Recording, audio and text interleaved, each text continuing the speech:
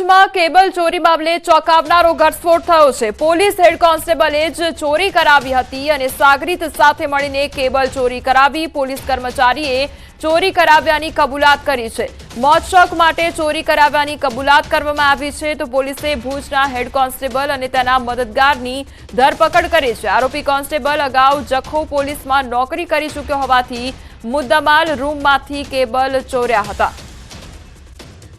વંથલી નગરપાલિકાની ચૂંટણી જાહેર થતા મુખ્ય હરીફ પક્ષો ભાજપ અને કોંગ્રેસ કરોડો રૂપિયાના વિકાસ અમારા શાસનમાં થયા છે તેવા દાવા કરી રહ્યા છે। ત્યારે અહીંના સ્થાનિકો અને મતદારો હજી પ્રાથમિક સુવિધાનો અભાવ છે તેવું જણાવી રહ્યા છે। ત્યારે ભાજપ કોંગ્રેસના દાવા સામે મતદારો બંનેની પોલ ખોલી રહ્યા છે। ખાસ તો અહીં જાહેર શૌચાલયની સુવિધા નથી, સાંકડા રસ્તાને લઈ ટ્રાફિક જામની કાયમી માથાકૂટ, નાના માણસો આજે પણ બીપીએલ કાર્ડ માટે ધક્કા ખાઈ રહ્યા છે। ત્યારે ભાજપ કોંગ્રેસના વિકાસના દાવા વચ્ચે હજુ પણ વંથલીના લોકો પીડાઈ રહ્યા છે।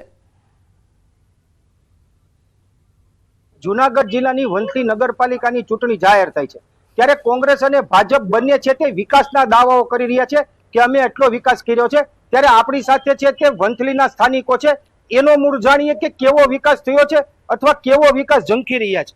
શું લાગે છે તમને આજે? મારું નામ મગનભાઈ ભટ્ટી છે। વંથલીનો વિકાસ તો થયો છે થોડોક ભાજપના શાસન દરમિયાન, હજી એ વિકાસ કરે તો સારું, હજી થવો જોઈએ વિકાસ। ભાજપ કેવો વિકાસ ઈચ્છો છો? એટલે ગામની અંદર રોડ સારા બનવા જોઈએ, પાણીની વ્યવસ્થા હરકી હોવી જોઈએ, ત્યાં ધક્કા ખવડાવે નગર પંચાયત હરિભાઈ લાખાભાઈ બસ। ખાસ કરીને જોવા જાય તો બીપીએલ કાર્ડને લઈ અને સ્થાનિકો કહે છે કે બીપીએલ કાર્ડને લઈને ધક્કા ખવડાવે છે પણ કામ થતું નથી। વંથલીના સ્થાનિકો જણાવી રહ્યા છે ટ્રાફિક શૌચાલયના પ્રશ્ન છે તે લોકોને સ્થાનિકોને રડાવી રહ્યા છે।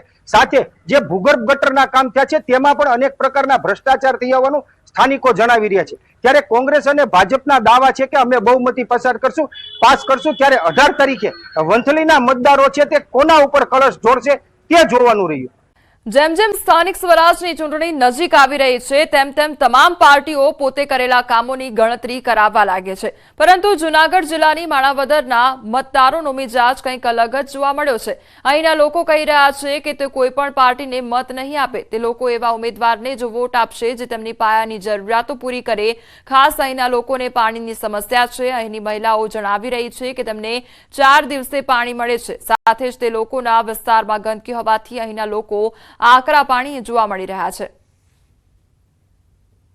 માણાવદર નગરપાલિકાની ચૂંટણી યોજાઈ રહી ત્યારે ભાજપ કોંગ્રેસ છે તે દાવા કરી રહ્યા છે કે અમે અમારા શાસનમાં લોકોની સુખાકારી માટે કામ કર્યા છે। ત્યારે અહીંના વિસ્તારના મહિલાઓને પૂછતા એક નવું ચિત્ર સામે આવ્યું છે કે અહીં 4 દિવસે પાણી મળે છે। ત્યારે અહીંના મતદારો છે તે શું ઈચ્છી રહ્યા છે આપણે તેની સાથે વાત કરીએ। બેન, આપના નામથી શું તકલીફ છે? અહીંયા અમારે પાણીની તકલીફ છે ને અમારે છે ને રોજ રોજ પાણી નથી દેતા, 5 દિવસ 100 દિવસ પાણી દે છે। અમારે કોઈ સફાઈ કરવા આવતા નથી, કુંડિયું સાફ કરવા આવતા નથી, ગંદકી એવી થાય છે। અમે ત્યાં 2-3 ફેરી ત્યાં અરજી મારવા જાય તો કોઈ સાફ કરવા આવે નહીં, ઈ કે આવે એમ કરીને નીકળી જાય। કોંગ્રેસમાં નહીં, ભાજપમાં નહીં, કોઈ નહીં, અમારું કામ કરે એમાં અમે મત દેશું।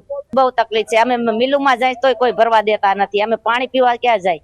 કે અહીંના જે મતદારો છે તે ઈચ્છી રહ્યા છે કે જે અમને દરરોજ પાણી આપશે અને નિયમિત સફાઈ કરશે તેને અમે મત આપીશું, નહીં કે કોઈ પાર્ટીને જોઈને। વિભાજન બાદ વિધાનસભા અધ્યક્ષ શંકર ચૌધરીએ સંકેત આપ્યા છે। થરાદમાં સંબોધન દરમિયાન શંકર ચૌધરીએ રાહ તાલુકો બનાવવાના આપ્યા છે સંકેત। ત્યારે વાવ થરાદ જિલ્લો બન્યા બાદ રાહ તાલુકો બનવાના સંકેત આપવામાં આવ્યા છે। થરાદના કિયાલ ગામ ખાતે સંબોધન વખતે કહ્યું કે તમારા નજીક તાલુકો આપીશું। શંકર ચૌધરીએ કહ્યું કે ગામ કિયાલ તાલુકો તમારા નજીક કરીશું। ના હજુ તમને 2 બદલવાનું છે તમારે। તમે બોલો ગામ, થોડા દિવસમાં તાલુકો બદલાશે અને થોડા દાડાની અંદર જિલ્લો પણ જિલ્લો કયો બનશે? કયો જિલ્લો બનશે? વાવ થરાદ જિલ્લો બનશે અને તાલુકો તમારે ઢુકડો કરી નાખશે। ઉમરપાડાના વાડી ગામ ખાતે આવેલ સૈનિક સ્કૂલમાં 18 જેટલી વિદ્યાર્થીનીઓની તબિયત લથડતા આરોગ્ય વિભાગ દોડતું થયું. સુરત જિલ્લા આરોગ્ય અધિકારી ડોક્ટર અનિલ પટેલ સૈનિક સ્કૂલ પહોંચ્યા હતા, જ્યાં તાલુકા આરોગ્યની ટીમને સાથે રાખી શાળાના આચાર્ય અને ગૃહમાતાના નિવેદનો લેવામાં આવ્યા હતા. હાલ 18 વિદ્યાર્થીઓમાંથી 10ને ડિસ્ચાર્જ આપી દેવામાં આવ્યું છે, જ્યારે 8 હજુ પણ સારવાર હેઠળ છે. વાતાવરણમાં આવેલા પલટાને કારણે વિદ્યાર્થીઓની તબિયત બગડી હોવાનું પ્રાથમિક અનુમાન લગાવવામાં આવ્યું છે.